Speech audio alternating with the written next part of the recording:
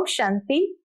आज 26 अक्टूबर 2024 के बाबा के अनमोल मधुर महावाक्य सुनेंगे। आज की मुरली में बाबा कहे, तुम बच्चों का पाठ कितना अच्छा है। तुम्हें बाप स्वयं टीचर बनकर पढ़ाते हैं। तुम सबका कल्याण करते हैं। तो बाबा कहे, इस ड्रामा में तुम्हारा पाठ कितना सुंदर है। कितने भाग्यशाली आत्माएं हो। साथ ही साथ बाबा कहे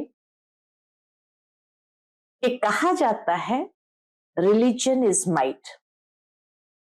तो बाबा जो पढ़ाई आकर पढ़ाते हैं, इस पढ़ाई में शक्ति है। ज्ञान को शक्ति कहा जाता है। तो इस पढ़ाई में शक्ति है, जिससे एक धर्म की स्थापना होती है और उस देवी देवता धर्म में बहुत ताकत थी। बाबा मिसाल देते हैं कि आज की दुनिया में राजाएं जो होते हैं, उनके पास लश्कर की ताकत होती है, तो प्रजा आदि डरते हैं। परंतु तुम्हारे अंदर जो ताकत थी, वो नई दुनिया में राज्य करने की। तो देवी देवता धर्म में जब होते हो, तो इतनी शक्ति होती है जो सारे विश्व के ऊपर तुम्हारा राज्य था। ये शक्ति कहां से मिली? जितना बाप को याद करेंगे, पवित्र बनेंगे, पढ़ाई पढ़ेंगे, उतनी शक्ति अंदर में भरती जाती है। तो सुनते हैं आज के बाबा के अनमोल मधुर महावाक्य। ओम शांति। मीठे बच्चे, सर्वशक्तिमान बाप आया है तुम्हें शक्ति देने। जितना याद में रहेंगे, उतना शक्ति मिलती रहेगी।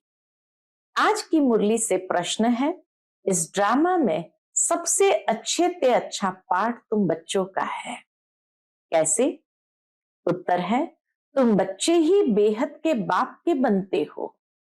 भगवान टीचर बनकर तुम्हें ही पढ़ाते हैं, तो भाग्यशाली हुए ना। विश्व का मालिक तुम्हारा मेहमान बनकर आया है। शिव बाबा तुम्हारा मेहमान बनकर आया है।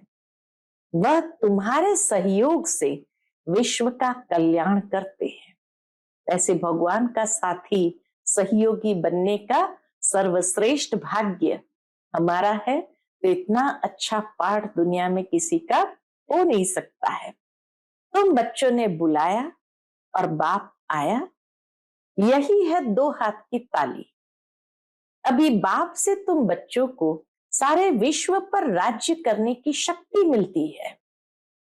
ओम शांति।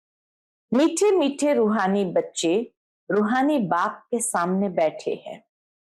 कहाँ बैठे हैं? रूहानी बाप के सामने बैठे हैं। शिक्षक के सामने भी बैठे हैं और यह भी जानते हैं यह बाबा गुरु के रूप में आए हैं हम बच्चों को ले जाने। सतगुरु हम सभी को ले जाने के लिए आए हैं। बाप भी कहते हैं, ये रूहानी बच्चों, मैं आया हूं तुमको यहां से ले जाने। ये पुरानी दुनिया बन गई है और यह भी जानते हो कि यह दुनिया छीछी है। तुम बच्चे भी छीछी बन गए हो।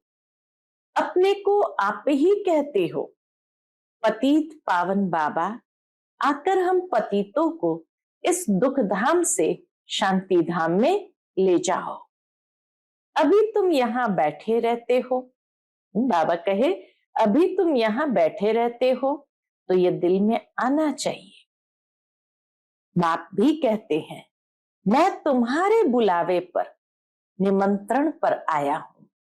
बाप याद दिलाते हैं, बरोबर तुम बुलाते थे ना, आओ।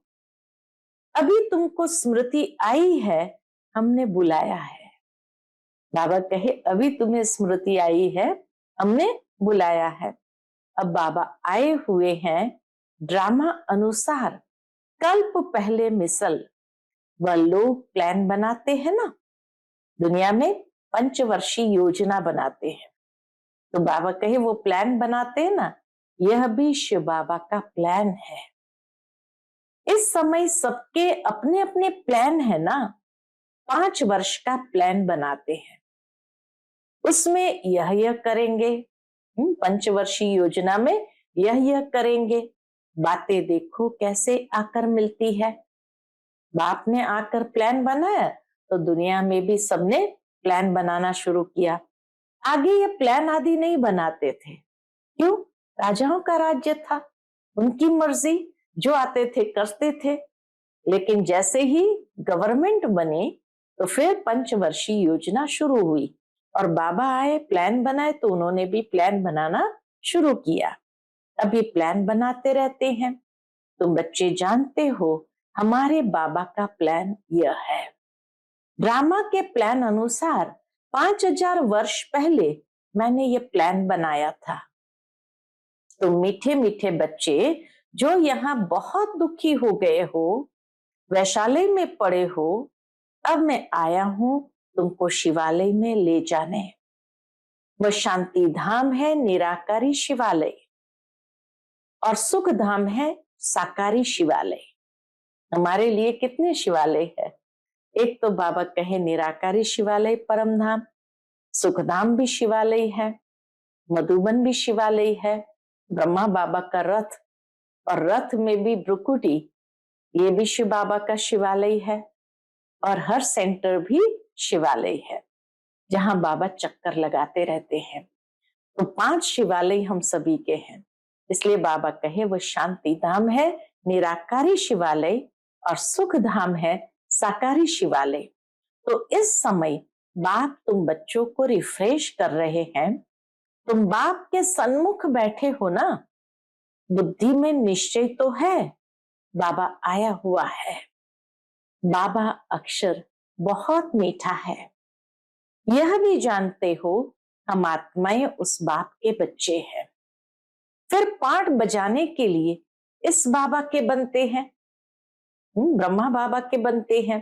कितना समय तुमको लौकिक बाबाएं मिले हैं, सतयुग से लेकर सुख और दुख का पाठ बजाया है।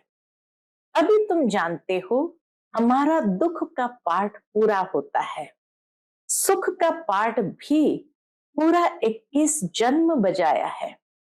फिर आधा कल्प दुख का पाठ बजाया। बाबा ने तुमको स्मृति दिलाई है। बाबा पूछते हैं बरोबर ऐसे है ना? अब फिर तुमको आधा कल्प सुख का पाठ बजाना है। बाबा कहे अब फिर तुमको आधा कल्प सुख का पाठ बजाना है। इस ज्ञान से तुम्हारी आत्मा भरपूर रहती है, फिर खाली हो जाती है। फिर बाप भरपूर करते हैं। तुम्हारे गले में विजय माला पड़ी है, गले में ज्ञान की माला है। बरोबर हम चक्कर लगाते रहते हैं, सतयुग त्रेता द्वापर कलयुग, फिर आते हैं इस स्वीट संगम पर। इनको स्वीट कहेंगे, संगम युग को स्वीट कहेंगे। शांति धाम कोई स्वीट नहीं है, वहां तो जैसे एकदम साइलेंस में बैठ जाते हैं। सबसे स्वीट है कौन सा युग? बाबा कहे सबसे स्वीट है पुरुषोत्तम कल्याणकारी संगम युग। ड्रामा में तुम्हारा भी अच्छे से अच्छा पार्ट है। तुम कितने लकी हो, बेहद के बाप के तुम बनते हो। वह आकर तुम बच्चों को पढ़ाते हैं। कितनी ऊंची कितनी सहज पढ़ाई है, कितना तुम धनवान बनते हो। इसमें कोई मेहनत नहीं करनी पड़ती। डॉक्टर इंजीनियर आदि कितनी मेहनत करते हैं, उस पढ़ाई में तो कितनी मेहनत लगती है। तुमको तो वर्षा मिलता है, बाप की कमाई पर बच्चे का हक होता है ना। तुम ये पढ़कर 21 जन्मों की सच्ची कमाई करते हो, वहां तुमको कोई घाटा नहीं पड़ता है। जो बाप को याद करना पड़े, इनको ही अजपा जाप कहा जाता है। जितनी ये याद निरंतर होती है उतना अजपा जाप कहा जाता है। तुम जानते हो बाबा आया हुआ है। बाप भी कहते हैं मैं आया हूं। दोनों हाथ की ताली बजेगी ना, बाप और बच्चे तो दोनों हाथ की ताली बजेगी ना। बाप कहते हैं मुझे याद करो तो जन्म जन्मांतर के पाप भस्म हो जाए। 5 विकारों रूपी रावण ने तुमको पाप आत्मा बनाया है, फिर पुण्य आत्मा भी बनना है, ये बुद्धि में आना चाहिए। हम बाप की याद से पवित्र बनकर फिर घर जाएंगे बाप के साथ। फिर इस पढ़ाई से हमको माइट मिलती है। देवी देवता धर्म के लिए कहा जाता है रिलीजन इज माइट। हमें पढ़ाई से माइट मिलती है, इसीलिए कहा जाता देवी देवता धर्म को रिलीजन इज माइट। बाप तो है सर्वशक्तिमान, तो बाबा से हमको विश्व में शांति स्थापन करने की ताकत मिलती है। वह बादशाही हमसे कोई छीन न सके, इतनी ताकत मिलती है कि कोई हमसे छीन नहीं सकते हैं आधा कल्प तक। राजाओं के हाथ में देखो कितनी ताकत आ जाती है, कितना उनसे डरते हैं। एक राजा की कितनी प्रजा, लश्कर आदि होता है, परंतु वह है अल्पकाल की ताकत। यह फिर है 21 जन्मों की ताकत। अभी तुम जानते हो, क्या जानते हो?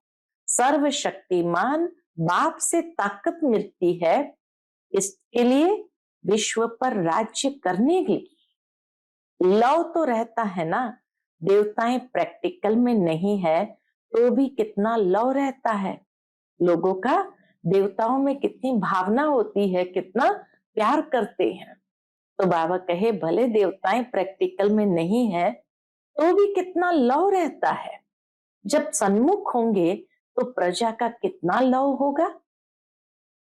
याद की यात्रा से ये सब तुम ताकत ले रहे हो, ये बातें भूलो नहीं।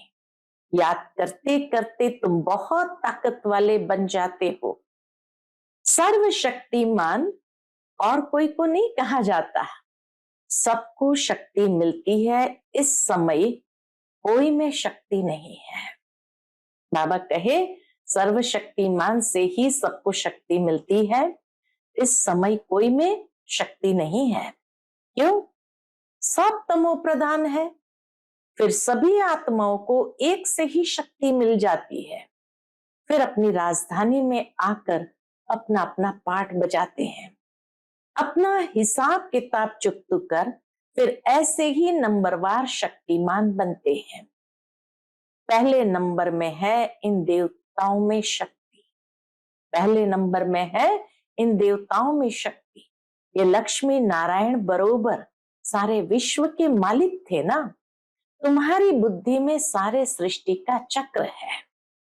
जैसे तुम्हारी आत्मा में ये नॉलेज है, वैसे बाबा की आत्मा में भी सारी नॉलेज है।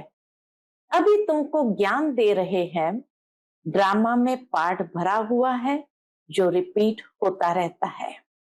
फिर वह पार्ट 5000 वर्ष के बाद रिपीट होगा। यह भी तुम बच्चे जानते हो। तुम सतयुग में राज्य करते हो तो बाप रिटायर लाइफ में रहते हैं। फिर कब स्टेज पर आते हैं? जब तुम दुखी होते हो। तुम जानते हो उनके अंदर सारा रिकॉर्ड भरा हुआ है। कितनी छोटी आत्मा है, उनमें कितनी समझ रहती है। बाप आकर कितनी समझ देते हैं। फिर वहां सतयुग में ये सब भूल जाते हो। सतयुग में तुमको ये नॉलेज होती नहीं, वहां तुम सुख भोगते रहते हो। यह भी अभी तुम समझते हो। सतयुग में हम 100 देवता बन सुख भोगते हैं। अभी हम 100 ब्राह्मण है, फिर 100 देवता बन रहे हैं। यह ज्ञान बुद्धि में अच्छी रीति धारण करना है। इसको समझाने में खुशी होती है ना। तुम जैसे प्राण दान देते हो, कहते हैं ना काल आकर सबको ले जाते हैं। काल आदि कोई है नहीं, ऐसे कोई काल है नहीं। ये तो बना बनाया ड्रामा है। हरेक को अपने अपने समय पर जाना ही है।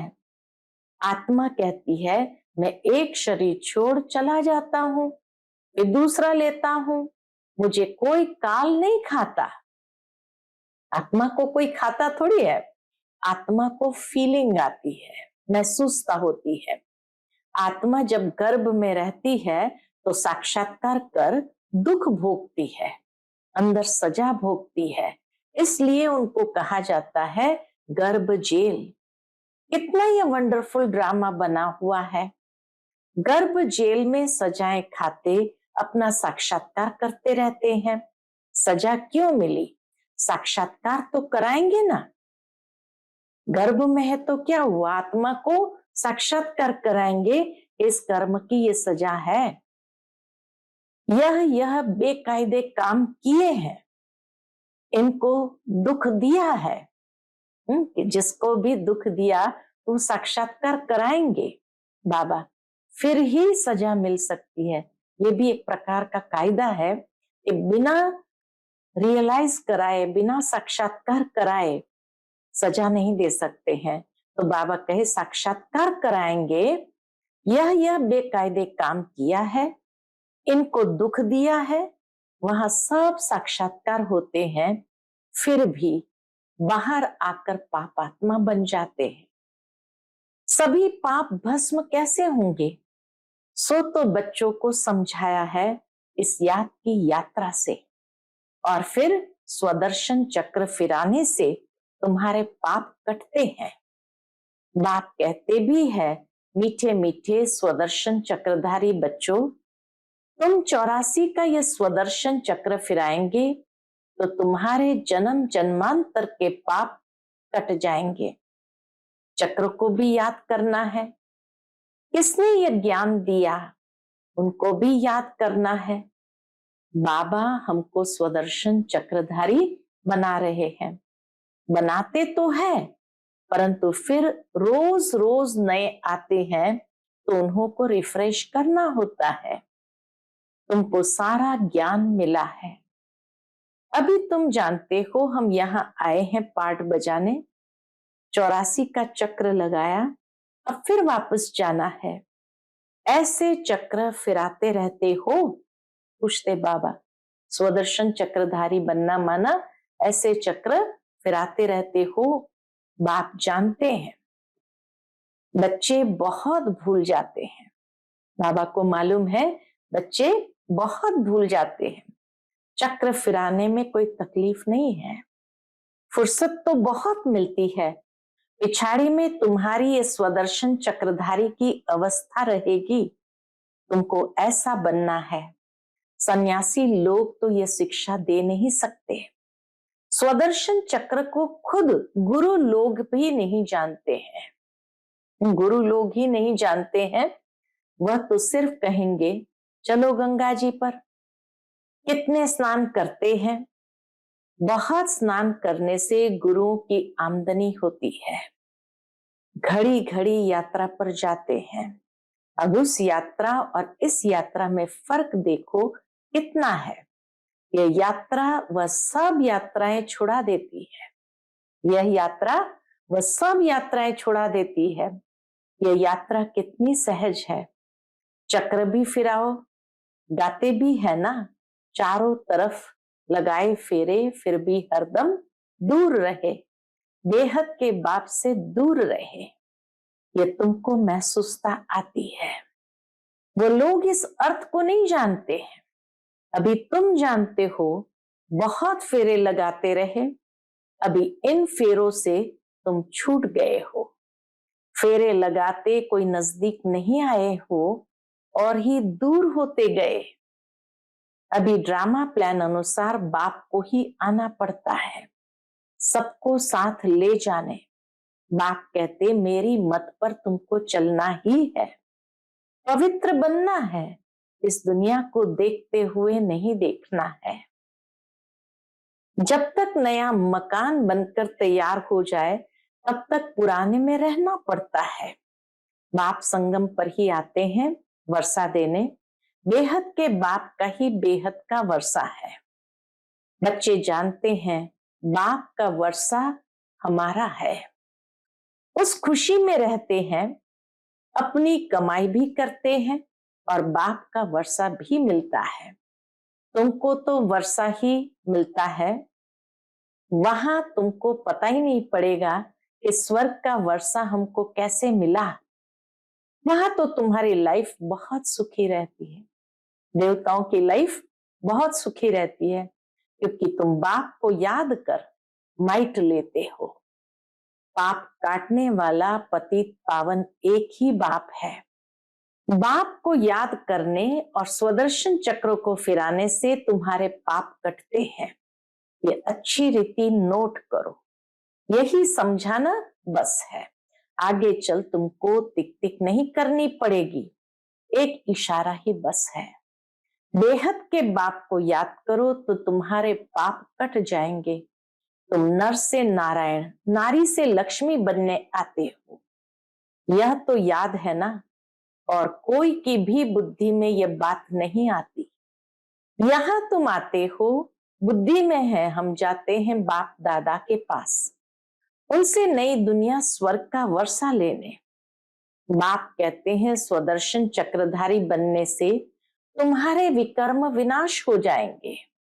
अब जो तुम्हारे जीवन हीरे जैसे बनाते हैं उनको देखो, यह भी तुम समझते हो, इसमें देखने की कोई बात नहीं, यह तुम दिव्य दृष्टि द्वारा जानते हो। शिव बाबा कोई देखने की चीज नहीं है, बाबा कहे तुम दिव्य दृष्टि द्वारा जानते हो। आत्मा ही पढ़ती है इस शरीर द्वारा, ये ज्ञान अभी मिला है। हम जो कर्म करते हैं आत्मा ही शरीर लेकर कर्म करती है। बाबा को भी पढ़ाना है, उनका नाम तो सदैव शिव ही है। शरीर के नाम बदलते हैं, यह शरीर तो हमारा नहीं है, यह इनकी मिल्कियत है। शरीर आत्मा की मिल्कियत होती है जिससे पाठ बजाती है। यह तो बिल्कुल सहज समझ की बात है। आत्मा तो सब में है, सबके शरीर का नाम अलग अलग पड़ता है। यह फिर है परमात्मा, सुप्रीम आत्मा, ऊंचते ऊंच है। अभी तुम समझते हो भगवान तो एक है क्रिएटर, बाकी सब है रचना, पाठ बजाने वाले। यह भी जान गए हो कैसे आत्माएं आती है। पहले पहले आदि सनातन देवी देवता धर्म की आत्माएं रहती है, थोड़ी थोड़ी सी आत्माएं रहती है, फिर पिछाड़ी में लायक बनते हैं पहले आने के लिए। यह सृष्टि चक्र की जैसे माला है जो फिरती रहती है। माला को तुम फिराते हो तो सब दानों का चक्र फिरता है ना। सतयुग में भक्ति जरा भी होती नहीं। बाप ने समझाया है, हे आत्माएं मामेकम याद करो, तुमको घर जरूर लौटना है, विनाश सामने खड़ा है। याद से ही पाप कटेंगे और फिर सजाएं खाने से भी छूट जाएंगे। मर्तबा भी अच्छा पाएंगे, नहीं तो सजाएं बहुत खानी पड़ेगी। मैं तुम बच्चों के पास कितना अच्छा मेहमान हूं। बाबा कहे मैं तुम बच्चों के पास कितना अच्छा मेहमान हूं। मैं सारे विश्व को चेंज करता हूं, पुराने विश्व को नया बना देता हूं। तुम भी जानते हो बाबा कल्प कल्प आकर विश्व को चेंज कर पुराने विश्व को नया बना देते हैं। यह विश्व नए से पुरानी, पुरानी से नई होती है ना। तुम इस समय चक्र फिराते रहते हो। बाप की बुद्धि में ज्ञान है, वर्णन करते हैं तुम्हारी बुद्धि में भी है चक्र कैसे फिरता है। तुम जानते हो बाबा आया हुआ है, उनकी श्रीमत पर हम पावन बनते हैं। याद से ही पावन बनते जाएंगे, फिर उच्च पद पाएंगे। पुरुषार्थ भी कराना जरूरी है। पुरुषार्थ कराने के लिए कितने चित्र आदि बनाते हैं, जो आते हैं उनको तुम 84 के चक्र पर समझाते हो।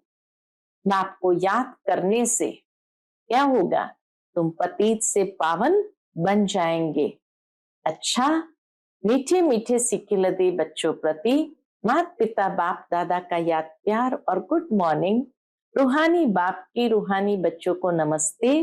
हम सब रूहानी बच्चों की रूहानी माता पिता बाप दादा को याद प्यार गुड मॉर्निंग और नमस्ते। नमस्ते, शुक्रिया बाबा, शुक्रिया। आज की मुरली से धारणा के लिए मुख्य सार है। पहली पॉइंट, ज्ञान को बुद्धि में अच्छी रीति धारण कर अनेक आत्माओं को प्राण दान देना है, स्वदर्शन चक्रधारी बनना है। दूसरी पॉइंट, इस स्वीट संगम पर अपनी कमाई के साथ साथ बाप की श्रीमत पर पूरा चल वर्षा लेना है। बाबा कहे स्वीट संगम पर अपनी कमाई के साथ साथ बाप की श्रीमत पर चल पूरा वर्षा लेना है, अपनी लाइफ सदा सुखी बनानी है। आज का बाप दादा का मधुर वरदान हम बच्चों के प्रति है, सर्व वरदानों को समय पर कार्य में लगाकर फलीभूत बनाने वाले फल स्वरूप भव। सर्व वरदानों को समय पर कार्य में लगाकर फलीभूत बनाने वाले फल स्वरूप भव। बाप दादा द्वारा समय प्रति समय जो भी वरदान मिले हैं उन्हें समय पर कार्य में लगाओ। सिर्फ वरदान सुनकर खुश नहीं हो कि आज बहुत अच्छा वरदान मिला। वरदान को काम में लगाने से वरदान कायम रहते हैं। वरदान तो अविनाशी बाप के हैं, लेकिन उसे फलीभूत करना है। इसके लिए वरदान को बार बार स्मृति का पानी दो, वरदान के स्वरूप में स्थित होने की धूप दो, तो वरदानों के फल स्वरूप बन जाएंगे। स्मृति में रहने का पानी दो, स्वरूप में रहने की धूप दो, तो फल स्वरूप बन जाएंगे। आज का स्लोगन है, विशेषताएं प्रभु प्रसाद है, इन्हें सेवा में लगाओ, बांटो और बढ़ाओ। विशेषताएं प्रभु प्रसाद है, उन्हें सेवा में लगाओ, बांटो और बढ़ाओ। अच्छा, ओम शांति।